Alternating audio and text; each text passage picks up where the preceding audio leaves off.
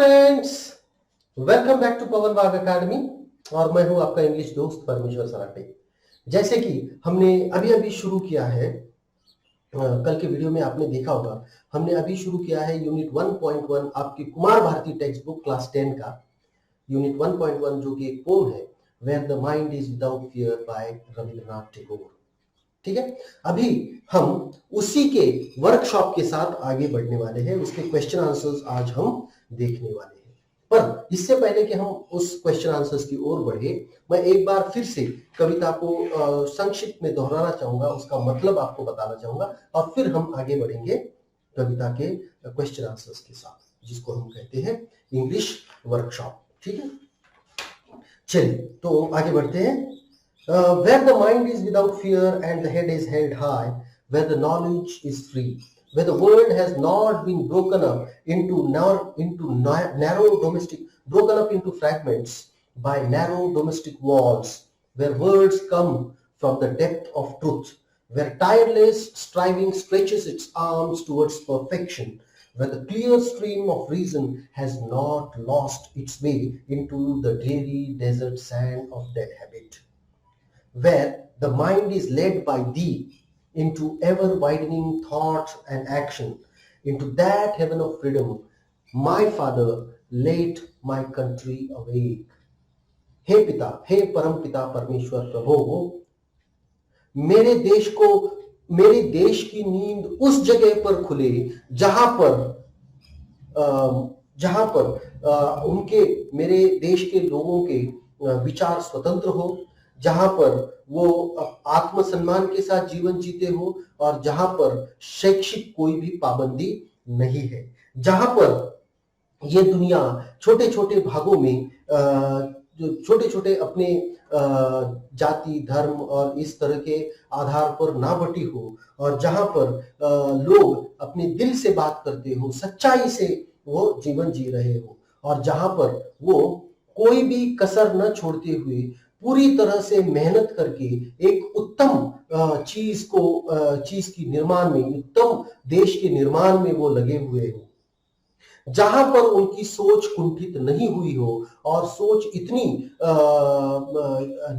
क्या कह सकते हैं, निर्मल है जैसे बहता पानी, उस तरह से हो, और कहीं पर भी उसमें दुष्प्रभाव न हुआ हो। Where the mind is led by thee, जहां पर उनकी सोच आपके द्वारा दिए गए मार्ग पर अग्रसर हो, जहां पर वो विचारों में भी और कृति में भी क्या कह सकते हैं, बढ़ रहे हैं, या फिर बड़ा बड़ा होते जा रहे हैं, ऐसे ही किसी जगह पर मेरे प्रभु, मेरे देश की नींद खुले।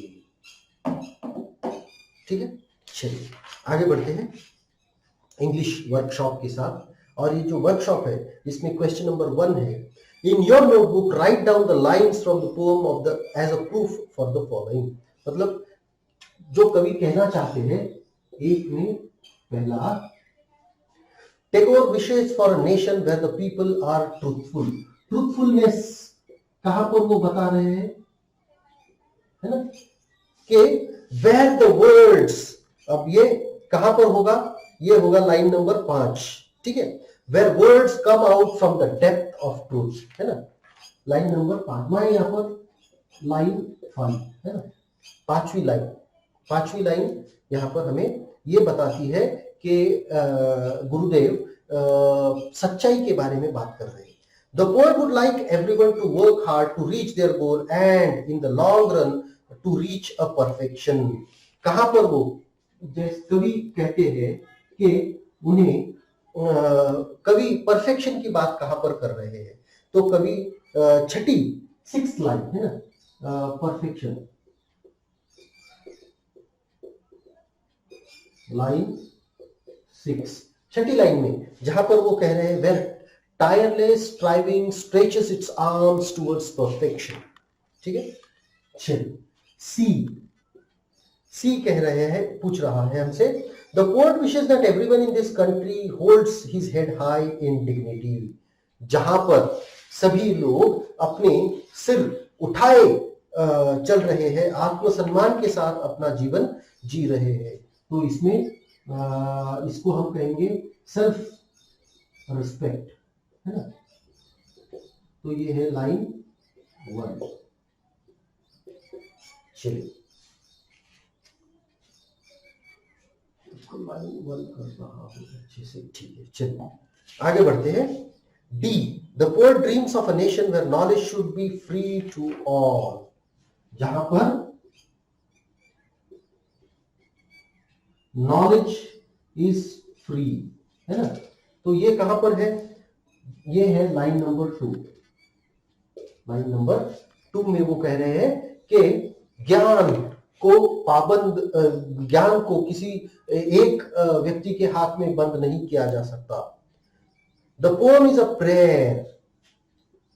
किस लाइन से पोएम के हमें लगता है कि ये एक प्रार्थना है? किस चीज से हमको लगता है? जब वो कह रहे हैं कि लाइन नंबर ये कितनी, 1 2 3 4 5 6 7 8 9 10 11, लाइन 11, ठीक है।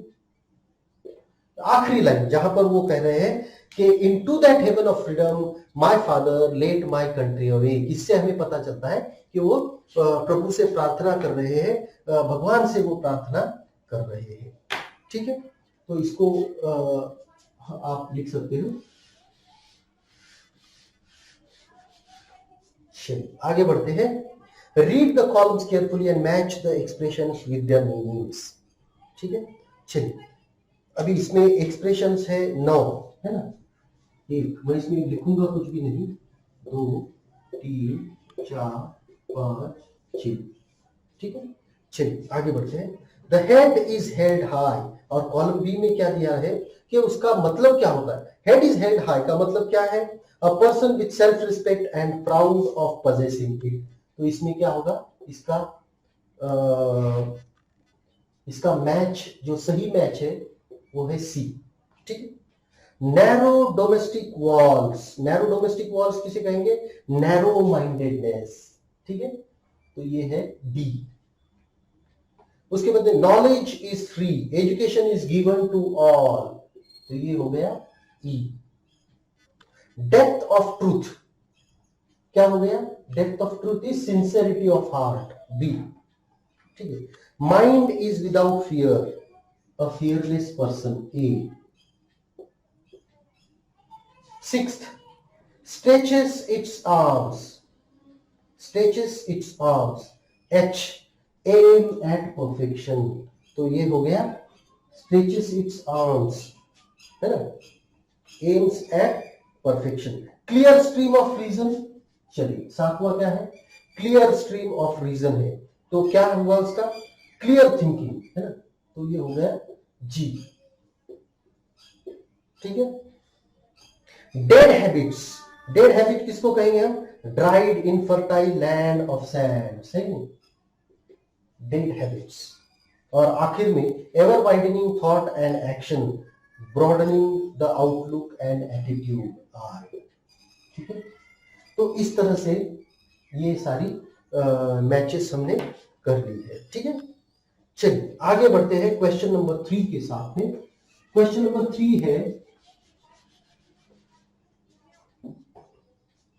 Question number 3, answer the following questions in your own words.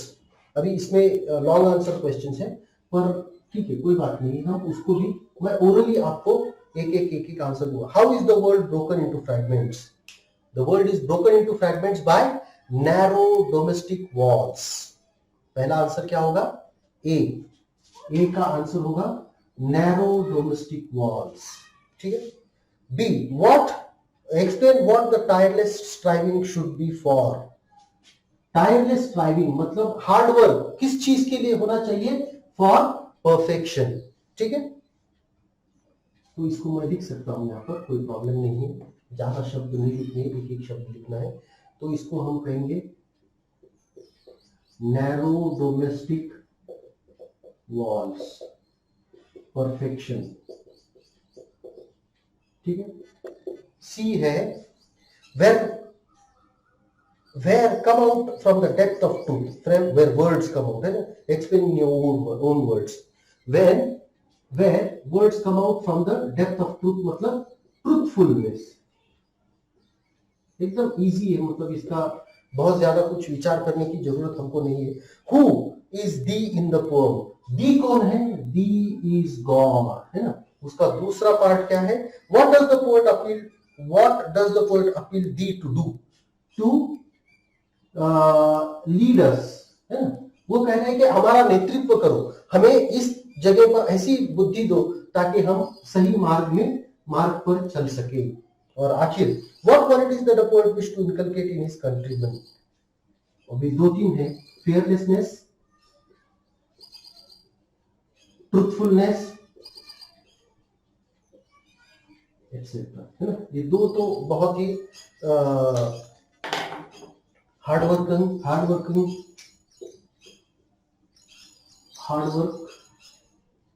ये दो तीन क्वालिटीज तो बहुत क्या कह सकते हैं, आसानी से हमें दिखाई पड़ रही है। ठीक है, चलिए अब 3B के ओर बढ़ते हैं। देखिए, मैं इस पर लिखकर उसको पोंछ देता हूं, तो इसका मतलब ये नहीं है, आप उसको पॉज करके भी लिख सकते हो। ये सुविधा आपके पास होने की वजह से मैं ज्यादा वक्त उसमें नहीं देता हूं, क्योंकि हमें आगे बढ़ना होता है ना। चलिए, B, write in your notebook your own responses and justify where needed. अब इसके आंसर्स में नहीं लिख सकता, क्योंकि ये बहुत बड़े बड़े आंसर्स होंगे। चलिए, is the poem a prayer for India alone? क्या ये पोएम सिर्फ भारत के लिए है? बिल्कुल भी नहीं। क्यों? किस चीज से आपको पता चलता है कि ये सिर्फ भारत के लिए नहीं है? तो वो कह रहे हैं into where the world has not been, मतलब ये ऐसा नहीं कह रहे कि जहां पर मेरा देश ऐसी दुनिया में चला जाए, तो वो कह रहे हैं कि दुनिया ऐसी हो जो बटी नहीं हो, छोटे छोटे भागों में ना बटी हो। तो इस वजह से हम कह सकते हैं बिकॉज द वर्ल्ड, ये जो शब्द उन्होंने यूज किया है, उससे हमें पता चलता है कि ये कविता, ये प्रार्थना सिर्फ वो भारत के लिए नहीं कर रहे हैं। Not, he is not praying only for India. What should be the words we speak reflect? हम जब बात कर रहे हैं तो उसमें से क्या झलकना चाहिए? उसमें से सच्चाई झलकनी चाहिए, है ना। उसमें सच्चाई की झलक होनी चाहिए। ठीक है, truthfulness, our word should reflect truthfulness. ठीक है। सी, what should people keep on widening? How can it be done? क्या हमें किस चीज को वाइड करना चाहिए, बढ़ाना चाहिए? तो हमारी सोच और हमारी कृति, our words and actions, we should ever widen our words and actions. How can we do it? By including others in it. जिस तरह से हम ज्यादा से ज्यादा लोगों को उसमें सम्मिलित करेंगे, उसमें शामिल करेंगे, तो हमारी थॉट्स और एक्शंस बड़ी बड़ी होती जाएंगी। From what darkness of night should our nation awaken? Darkness of night क्या है? कि darkness of night है बुरी सोच, कुंठित विचार सरणी, इस तरह की हो कि it is what we can say dead habits, then imperfection, truthfulness नहीं है। तो ये सारी चीजें हम कह सकते हैं। What attributes of Rabindranath Tagore does the poem or the poem reflect? What attribute, उनसे इस कविता से हमें गुरुदेव के किन गुणों का पता चलता है? हमें एक चीज पता चलती है कि उनकी मानवतावादी सोच, ह्यूमैनिटेरियन एटीट्यूड, है ना, मानवतावादी सोच, है ना। एक बाकी चीजें तो उसमें आएंगी, उसके साथ में वो बहुत सारी चीजें कहते हैं, पर एक सबसे बड़ी बात उसमें से जो उभर के आती है, सबसे बड़ी बात उसमें से हमें जो समझ में आती है कि वो सारे मानव का कल्याण चाहते हैं, मानव प्रजाति का कल्याण वो चाहते हैं।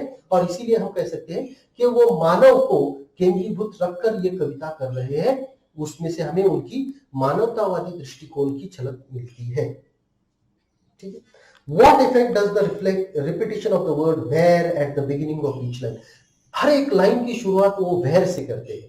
उससे क्या होता है? उससे ये हो रहा है कि जो उनको बताना है कि कहां पर, तो उस जगह पर ऐसा वो कह रहे हैं। तो उस जगह पर, किस जगह पर, जिसका जवाब उन्होंने आखिर में दिया है कि जहां पर ये सारी चीजें हो, है ना, तो वो बार बार रिपीट कर रहे हैं, तो उससे क्या हो रहा है कि वो एनहेंस हो रहा है, उसका इफेक्ट जो होता है, उसका जो परिणाम होता है वो बढ़ रहा है। तो कहां पर, तो ऐसी जगह पर जहां पर सच्चाई हो, ऐसी जगह पर जहां पर लोग कुंठित, उनकी सोच कुंठित न हो, ऐसी जगह पर जहां पर लोग मेहनत करते हो और परफेक्शन की सोच रखते हो, ऐसी जगह पर, मतलब हर बार जब वो बोला जाता है तो उससे क्या होता है, उसका इफेक्ट जो होता है वो हाइटन होता है, उसका उसका जो परिणाम है वो बढ़ रहा है। ठीक है, चलिए आगे बढ़ते हैं। तो आखिरी सवाल का क्या होगा, एफ का जवाब, what is that repetition doing? Repetition is heightening the effect of what he wants to say. उनको जो कुछ भी कहना है वो बहुत ज्यादा अच्छी तरह से लोगों तक पहुंच रहा है। Read the poem carefully and complete the table after discussion in pair. One is done for you. Concepts in the poem, present situation, expected ideal situation. चलिए, तीन चीजें हैं क्वेश्चन नंबर 4 में, है ना, concept, present situation and ideal situation. ठीक है, तो सबसे पहली चीज है माइंड। माइंड कैसा है, फियरफुल, फियरलेस, है ना। प्रेजेंट सिचुएशन है, प्रेजेंट सिचुएशन क्या है, हमारे मन में डर है और वो डर की भावना निकालना ही फ्यूचर। आइडियल सिचुएशन क्या है, आइडियल मतलब आदर्श क्या स्थिति हमारे कवि उसमें बता रहे हैं कि हमारा जो माइंड है, हमारा जो मन है, वो बिल्कुल भी ना डरे, बिल्कुल डर की भावना उसमें ना हो। हेड, अभी आपका सर कैसा है, झुका हुआ है, इट इज बेंट। कैसा होना चाहिए, हेल्ड हाई, सर ऊंचा रखना है, ऐसा वो कह रहे हैं। नॉलेज, नॉट फ्री, कैसा होना चाहिए, फ्री होना चाहिए, ऐसा वो कह रहे हैं। Words, spoken not from heart और ट्रूथफुलनेस, कैसे होने चाहिए, आप जो कुछ भी कह रहे हो उसमें सच्चाई होनी चाहिए, नहीं तो ऐसा नहीं कि आपके दिल से वो आनी चाहिए, नहीं तो ऐसा नहीं बस कहना है बल्कि कहना है। हैबिट कैसी होनी चाहिए, हैबिट कैसी है, डेड हैबिट्स, और हमें क्या करना है, अच्छी आदतें जिसको हम कहेंगे गुड हैबिट्स, है ना, ठीक है, गुड हैबिट्स। और आखिर में है thoughts and action. Thoughts and action कैसा है, नैरो है, उसको हमें ब्रॉडन करना चाहिए या ब्रॉड करना चाहिए, ऐसा वो ऐसी वो अपेक्षा कर रहे हैं। ठीक है, चलिए आगे बढ़ते हैं क्वेश्चन नंबर 5 के साथ में।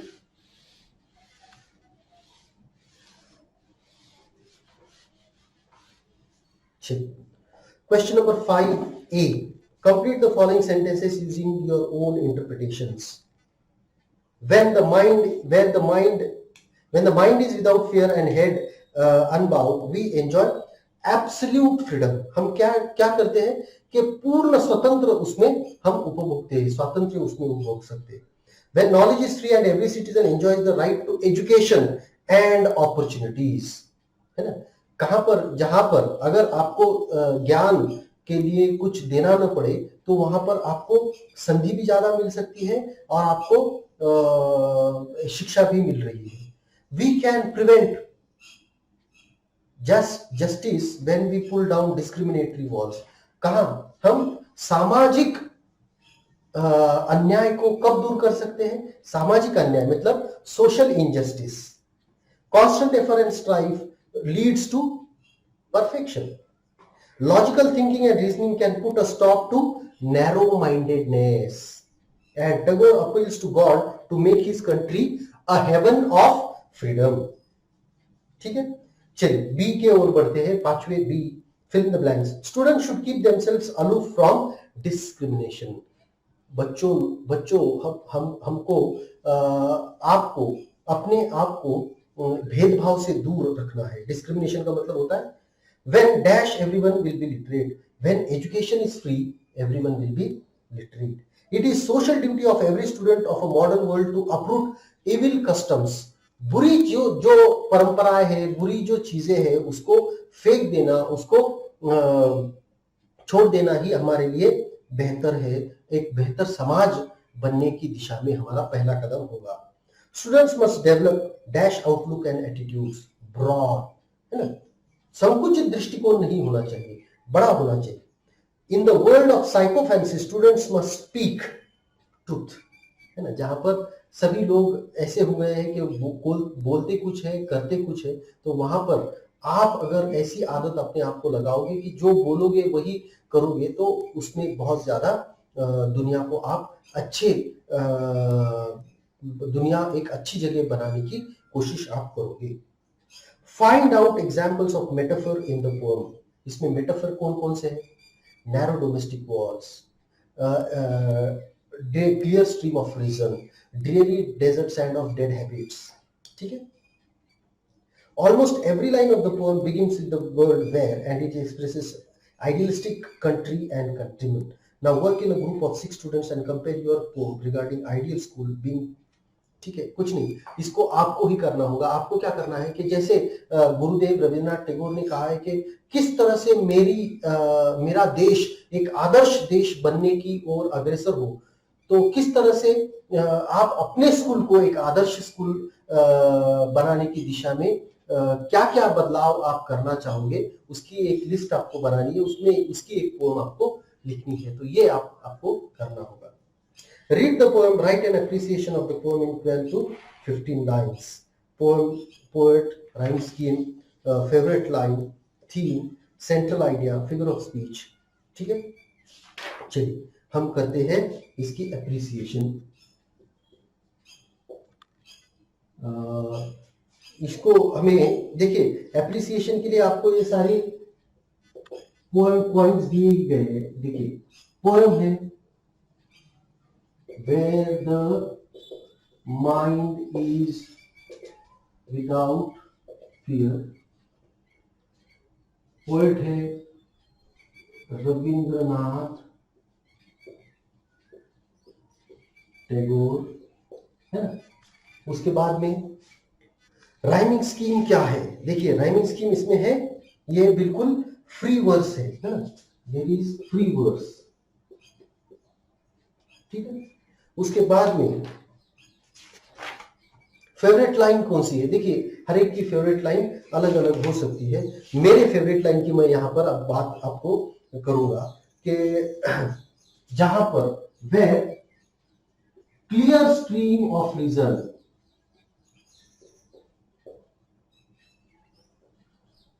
Has not lost its way into dreary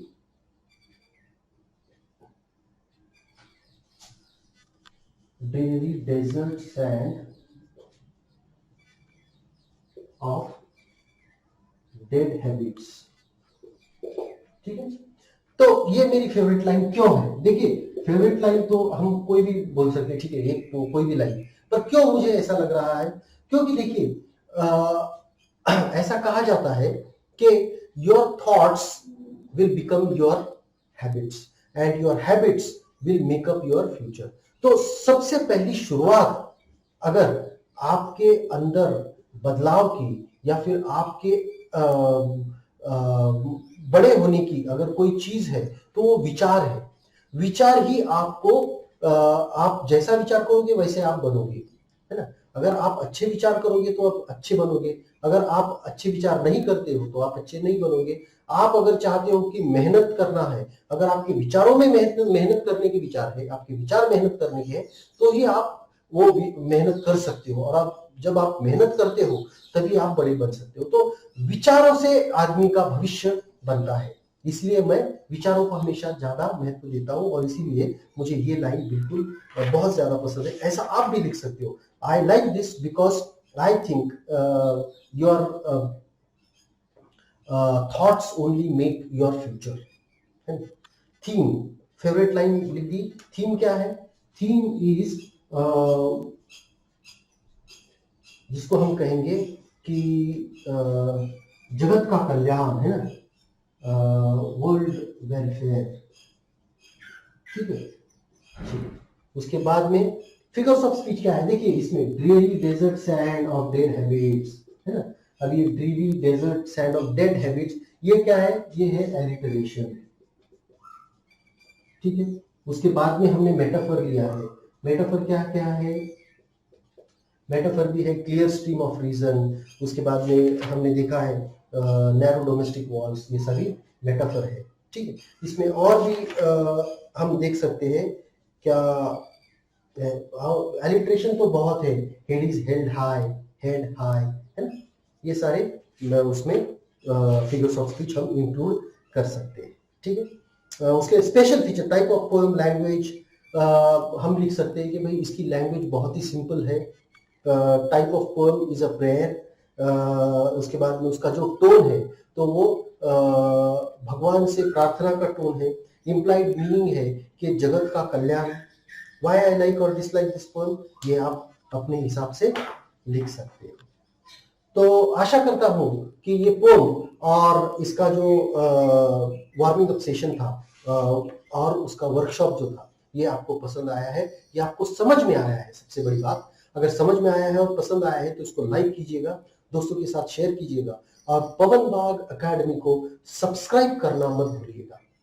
मिलते हैं अगले वीडियो में, जहां पर हम शुरुआत करेंगे यूनिट 1.2 द थीफ स्टोरी के साथ। ठीक है, धन्यवाद, थैंक यू।